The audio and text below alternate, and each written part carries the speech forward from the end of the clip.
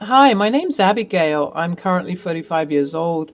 The story I'm about to tell you took place 2 years ago when I was still married to my low-life husband and subsequently still in the presence of my horrid mother-in-law who mistreated me constantly.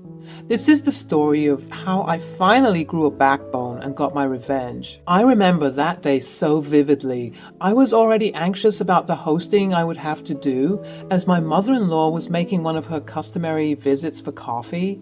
I was already feeling anxious, and my husband wasn't making me feel better when he said this. Babe, I don't think that this is working. What do you mean, honey? Yeah, I just don't feel like you're listening to me, even after I give you the simplest instructions. This isn't gonna work. I'm so sorry. There was silence. I was anticipating those two words that were going to completely shatter me into an irreparable mess. It's over. Those words were ringing in my head over and over and over again. I was almost begging him to just outright say it. Rip off the band-aid, so to speak. That's how much I was anticipating those words that would have felt like daggers. I don't think that this tablecloth is going to work for when my mom comes to town. I told you to get the blue floral set, not the yellow one. Why don't you ever listen to me? You know, when you love someone, but you just want to strangle them, yeah, this was me at the time, except I felt that love dissipating after every tiresome hour of living with my low-life husband. My husband had a funny way of toying with me. Some might even call it sadistic, but I just call it cruel. He would keep me on my toes, always on the edge of an anxiety attack with his empty attempts of leaving me. He would do this knowing that unfortunately without him, I would be nothing. I, in my early 20s, made the stupid decision to forego my dreams of becoming a cafe owner. I had it all planned out. The theme would be warm chestnut with an inviting ambiance, and the small, quaint place would always smell freshly baked brownies and freshly brewed coffee. It was my dream to earn enough money to actualize this fantasy, and my husband, then boyfriend, with whom I was madly in love, was supportive of this idea, or at least I thought he was. You see, whenever I would tell him about my passion, he would share my elated tone with me, but he would quickly follow up with some suggestions, so to speak. Hey, yeah, that sounds great. Or we could opt for a simple lifestyle, you know. I always dreamt of living in the suburbs and coming home to freshly cooked meals every day. We would live in a big house with 3 kids and 2 dogs, one big one, one small one, and you wouldn't have to worry about lifting a finger. All you'd have to do is take care of the house, the kids, and me, of course. God, why I ever found such a statement endearing or charming beats me. Looking back at it now, I believe that I was bamboozled, folks, tricked and hoodwinked into believing that this man had any pure intentions when he said those words. I'll admit, my less than well-developed prefrontal cortex saw this behavior as cute. And once I heard that I was going to live a soft life in a big home with 3 kids and 2 dogs, one big one, one small one, I was sold. I loved the bakery idea with all of my heart, but I didn't realize that James was slowly chipping away at my independence and turning me into his obedient slave that would answer his every beck and call. I'm 33 now, and I realize I married a low-life man-child who still depends on his mommy for very basic things. Speaking of his mommy, this is the story of how I killed 2 birds with one stone and exacted my revenge on the 2 people who made my life a living hell for about a decade. Because believe me when I say that the apple didn't fall far from the tree when it comes to James and my mother-in-law. I'm so sorry, James. I completely forgot that you wanted the blue floral set. I've just been so busy trying to prepare the house from when she comes into town. It completely slipped my mind. I'm so sorry. Whatever, it's fine. I don't expect you to know much about these things anyways. I mean, you didn't even finish college, for God's sake. That stung, I'll admit. I was unable to finish college due to some financial reasons, and honestly, with my head full of those dreams of becoming a cafe owner, college was the least of my worries. Additionally, James had told me that finishing college was a complete waste of time since I'd be at home too busy with household duties. He said I shouldn't worry about it and that I should just focus on being a good housewife in training, and again, I fell for his words. He just always had a way of convincing me to go along with his plan.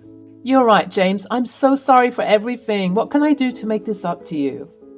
Well, nothing now, I guess. Just make sure everything is ready and do it quickly. Mom will be home soon and I don't want you to embarrass me this time around. I'm sorry, James. I promise. I won't do anything of the sort. Be seen and not heard, right? I remember. I'll be good, I promise. As you can probably tell from my responses, my self-esteem was completely shot. I had no self-love whatsoever, and I was always believing the evil insults that James and his mother would hurl at me. As you can imagine, being belittled and degraded for approximately 10 years takes a toll on the psyche. You start believing what becomes commonplace practice. That fateful day, I finished setting up the table and waited patiently to greet my mother-in-law at the door. I was scared of James, but let me tell you, I was terrified of my mother-in-law. She was just like James, except subtler, more conniving. She would manipulate you into believing she was on your side, but in the next second, she'd betray you without so much as batting an eye. Nonetheless, I stood frigid, with the fakest and hugest smile plastered onto my face, representing completely the epitome of the stereotypical traditional 50s housewife. My husband wanted a pristine, robotic-like Barbie doll to serve him. And at that moment, I realized that he got exactly what he wanted. This epiphany that I had was ill-timed, as at that moment I was snapped back into reality with the shrill voice of my mother-in-law, accompanied by her long and lacquered nails snapping at me, begging for my attention and snapping me out of my trance. I swear to God, she's deaf, this one.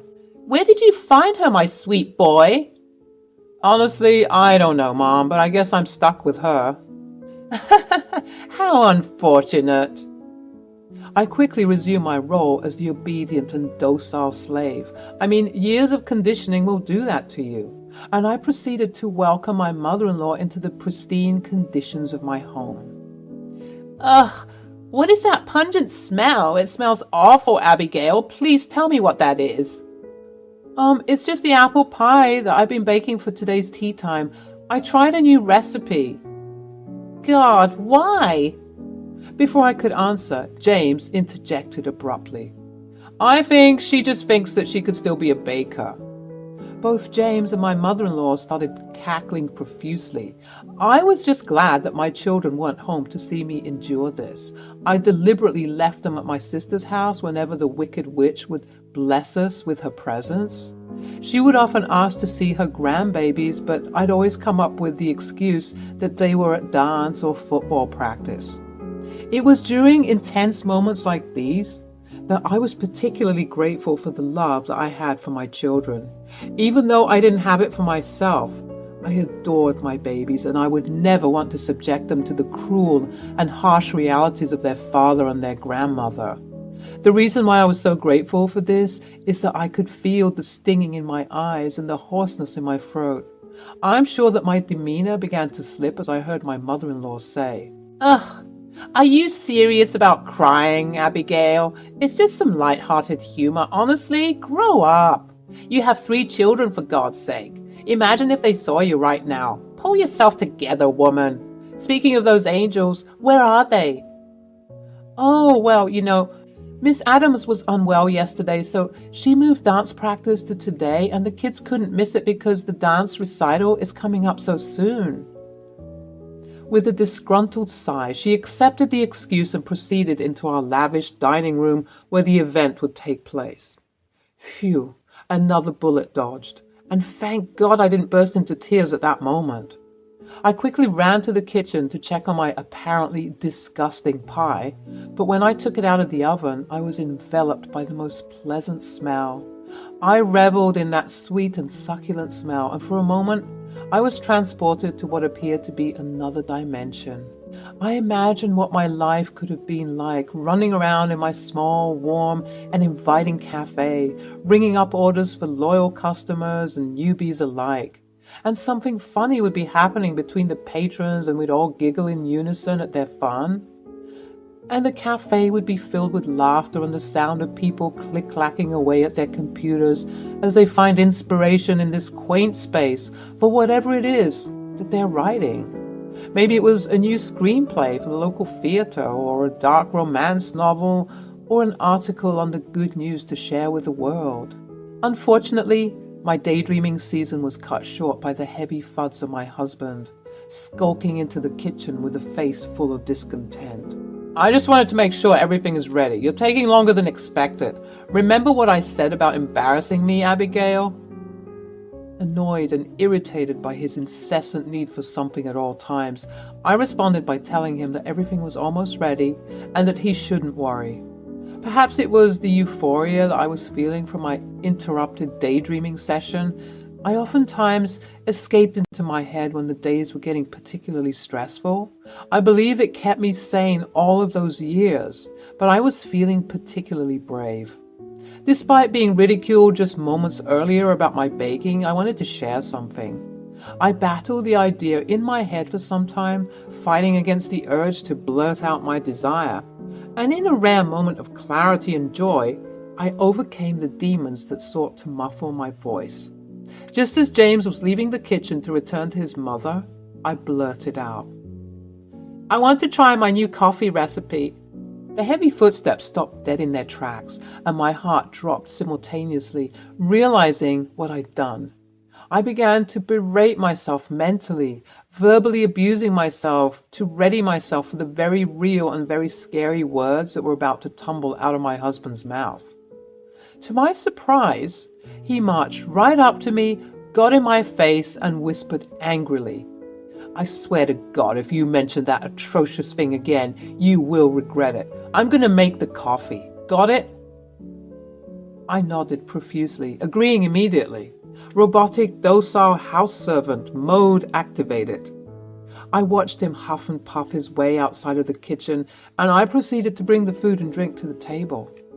Upon sitting down and saying grace, my mother-in-law and James proceeded to talk the day away while I sat and ate quietly.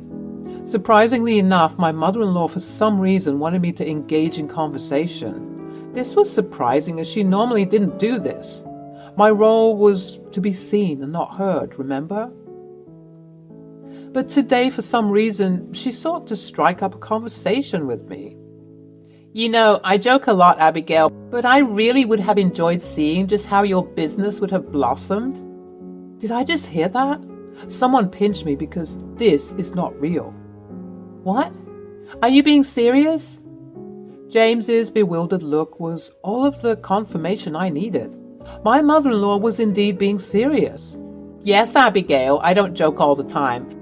I think you could have made a name for yourself." My eyes began to well up. I mean, this was all of the encouragement I needed. For such a long time, my dream was snuffed out, but now there appeared to be a glimmer of hope. "Honestly, it's not even too late. You could start your business. We will help you." I swear to God, I must have been hallucinating, because this simply couldn't be real. Could it be that the people who have made my life miserable for the past 10 years have finally changed? Suddenly, that budding confidence and courage began to spring up again, and this time it seemed clear that I didn't need to hold back. I decided to say, "Actually, I was planning on serving you all a new coffee brew and recipe today." My eyes immediately darted to James, whose glare seared into my soul. But at that moment, I completely didn't care. My mother-in-law's eyes widened with surprise. "Really? James, why didn't you tell me that she wanted to make us a nice cup of coffee?" "Because she wasn't supposed to." "Nonsense. You must bring it at once." "Mom, are you being serious?" "Of course I'm being serious. Why would I joke about this?" "Well, because we always make fun of her." There was a pause, and my mother-in-law stared intently at James, her face turning red, and after some seconds of deep silence, she burst out laughing completely. "Oh my goodness, I almost got you there, didn't I?" "Mom, what?" "Oh, now I see. You really got me." these two began cackling like little schoolgirls, and I was left stunned at that table, not believing what just happened to me. My head was pounding and my heart was hurting. How could she make such a cruel and unnecessary joke? I simply couldn't take it any longer. I ran into the kitchen, barely holding myself together. In the distance, I could hear James say, "Oh, look what you've done now. She's crying." As much as this sounded like he cared, he said it in such a malicious and sadistic tone that I was choking up when I got to the kitchen door. I closed it behind me, heaving and sobbing while trying to regulate my breathing, but it was no use. The damage had been done. I began pacing in the kitchen. This had gone far enough. I wasn't interested in crying anymore. I was filled with absolute rage and ferocity. My anger was so hot that my tears streamed down my face in an attempt to cool the boiling heat that was rising within me. I had to do something, one thing. Even if it was the smallest thing ever, I had to get my revenge. At that moment, as if it was fate, the coffee maker was done brewing the coffee and my head snapped toward that direction. That was it. That was how I was going to get my revenge. I should also point out that my mother-in-law and James had a special china set that they would use for occasions such as these, but I was subject to using a basic mug. I saw them laid out on the kitchen counter. Two beautiful cups, one tinted with baby pink and the other with pistachio green, next to a dull gray mug. The coffee maker was running, and from the looks of it, it looked to be almost complete. Sulking, I trudged towards the cups to begin to pour the coffee when I noticed something in my designated mug. The two other cups were empty, but mine had something strange in the bottom. I took a closer look, and wouldn't you know it, I saw what appeared to be chili sitting at the bottom of my mug. That's so strange. What are these chili flakes doing in my mug? I inspected the cup further, and I realized at that moment that James, and probably my mother-in-law, was trying to play a cruel trick on me. Once again, I began to seethe, wondering just when the torment would end. At the same time, however, I was relieved to have caught this beforehand. But at this point, I didn't know what to do. I could just throw out the chili flakes and drink my coffee and enjoy the look of confusion and disappointment that would be splayed across James's face. But I needed to do something more. And then it hit me. I frantically poured the contents of my cup into a pink-tinted cup and began to fill the individual cups with the ready coffee. At that moment, I heard heavy footsteps coming towards the door, almost frantically. He must have remembered that he left his stupid prank out in the open, and since I was in here, he must have thought that I would see. But he was too slow. Just as he was opening the door, I finished pouring the coffee into the remaining cup. "What are you doing?" I switched around to meet a very angry-looking James, but my beaming and bright smile was juxtaposed against that. The coffee was done, so I decided to pour it into the individual mugs. "Oh, I see. Thanks," he murmured. There was a brief silence, and it appeared, even if it was for a moment, that a look of sadness darted across James's face. Unfortunately, it was so brief that I might have imagined the whole thing, because he quickly turned back into his old, monstrous self and began to bellow some more. "You better not have tampered with the coffee. I told you, no one wants to try your disgusting creations. That's why my mom did that brilliant prank on you." He began to snicker all over again, and he walked up to me to receive the tray. He grabbed it from my hands, turned around, and began to walk back towards the dining room. But he stopped at the door, and he sounded slightly panicked when he said, "Abigail, did you notice anything particularly different with the cups when they were laid out?" Oh, no, not at all. Why?" "Oh, no, nothing." I began to follow behind him, not wanting to miss the debacle that was about to ensue. My anger and sadness began to dissipate, and it was replaced with complete schadenfreude as I awaited what was about to unfold. I sat down at the table, and my mother-in-law noticed the very alarming shift from being on the verge of tears moments earlier to being somewhat chipper. I simply couldn't contain my excitement. My mother-in-law began to suspect me, and with a cocked eyebrow, she said, "Abigail, darling, are you all right?" "Oh, I've never been better." "Oh, okay."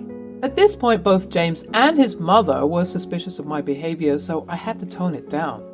James and my mother-in-law began to add sugar and syrup to their respective cups, and I was waiting patiently for my turn to add sugar to my cup, as well as keeping an eye open for everyone's reaction to what was about to happen. I watched as my mother-in-law put her pink-tinted cup to her lips and let the chaos ensue.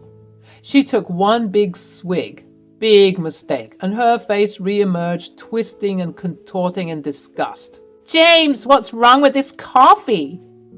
"What do you mean, Mom?" "It tastes awful. And what is... Oh my goodness! Oh my goodness!" My mother-in-law's face got redder and redder. It looked like she was swelling up, honestly. Her tongue was out, panting like a dog, and she was tearing up. "Why on earth is my coffee hot?" "It's coffee, Mom. It's supposed to be hot." "No, my tongue is on fire." My mother-in-law stood up from the table, pacing around frantically and crying about how painful it was. Some of you might call me sadistic, but honestly, I reveled in that agony. And don't worry, it wasn't too bad. Everyone needs a little spice in their lives. At this point, James gets up to try and calm his mother down, but she was gunning for the milk and glugging it all down. With both of them baffled about what just happened, I decided to take action. "Oh, James, silly me, completely forgot. I did see something different in the mugs. I noticed that my mug had some flavor enhancers, and as much as I appreciate you kindly adding them to my cup, without my permission or consent for that matter, I simply did not want them, but I thought that maybe, just maybe, your mother would enjoy them much more than I would, and so I decided to dump the contents into her cup instead. I hope you enjoy the coffee. It's my special blend." Both of them were looking at me with utter hatred and disgust. You worthless, hopeless, slimy little ingrate." Somehow, even though my mother-in-law was yelling at me and James looked like he wanted to snap my head off, I was completely fine. I think my body and spirit at that point were completely drained of any empathy and love to give to people who made it their daily mission for the past 10 years to inconvenience me and make my life miserable. It was time that I got my revenge, and honestly, it felt so good. Of course, both James and my mother-in-law were hurling insults at me, but as I mentioned, I was quite calm during all of this. I calmly stood up, headed up to my bedroom, packed an overnight bag for myself and my children, and proceeded to walk to the door. As I tried walking back downstairs to face the mess, I was reminded of just how miserable it truly looked. My mother-in-law was trying her best to soothe her sore tongue, and James was looking very afraid, a face that I have had for a long time. The irony didn't miss me, trust me. I approached the scene and took a deep breath. "You two have made it your mission to destroy my life. For the past 10 years, I enjoyed your petty comments and downright narcissistic and manipulative behavior. But enough is enough. I have more worth in my big toe than both of you have combined. I'm officially done with you, James, and I'm going to stay with my sister until I have everything figured out. And of course, I'm taking the kids. Have the day and life that you think you deserve. Goodbye." And with that, I managed to march outside of the house with my head held high, leaving the debacle behind me and subsequently tuning out the hurtful words they were spewing, all the while I was gathering my things and leaving. I'll admit, during the drive to pick up my kids, I broke down. My emotions were the purest form of bittersweet. Feeling such a conflicted array of emotions was quite overwhelming. I was happy because my spirit was finally at ease. I left a very toxic household that I could no longer endure. Additionally, I was also obviously upset because the realities of the situation began to dawn on me. What if she presses charges? Is she okay? Maybe I went a bit too far. But I pushed those thoughts away. She was a grown woman, and honestly, she just needed some milk to deal with the pain. Well, you might be wondering what the aftermath looked like. Let me tell you. The way my life has been changed for the better is quite miraculous, and dare I say impossible. But every day I'm grateful for the position I'm in. After that debacle, I stayed at my sister's house with the kids for a couple of nights, all the while avoiding calls from James and my mother-in-law. I was not ready to speak with them. Eventually, though, I did have to face the music, and I returned to the home that held so much pain for such a long time. And James and I sat down to have a discussion. Just as you'd expect after figuring out what type of person James is, he proceeded to blame everything on me, saying that the reason why I was so unhappy was that I didn't get to fulfill my dream, a dream that he snuffed, by the way, and that I was taking out my frustrations unfairly on him and his mother. I, with my newfound strength, interjected, rejecting his pitiful attempts at gaslighting me into believing that I was the problem. My mother-in-law eventually emerged from a nearby room, approaching me angrily, but I calmly informed her that if she hadn't made my life a living hell, as well as birthing the literal spawn of Satan, she wouldn't have gone through what she went through. Karma is real. I would say I'm sorry, but I'm not. I do hope you find peace with yourselves and stop being such angry and vicious people, but honestly, I highly doubt anything will change. 2 months down the line, I filed for divorce, and because of the years of evidence that showcased the emotional abuse I went through, I got full custody of the kids. I started dating again, and I eventually found a genuinely kind-hearted man who treated me like a queen and treated my children like his own. It also didn't hurt that he was rich, and he was all for supporting me and my unfulfilled dreams. 2 years later, I was married to a beautiful man in an even bigger and lovelier home with my beautiful children and 3 dogs, as well as my cafe called Chestnut, right down the street from where we lived. I honestly couldn't be happier. And the last I heard of James is that he got a DUI, as well as some other small charges for disorderly conduct and inappropriate public behaviors.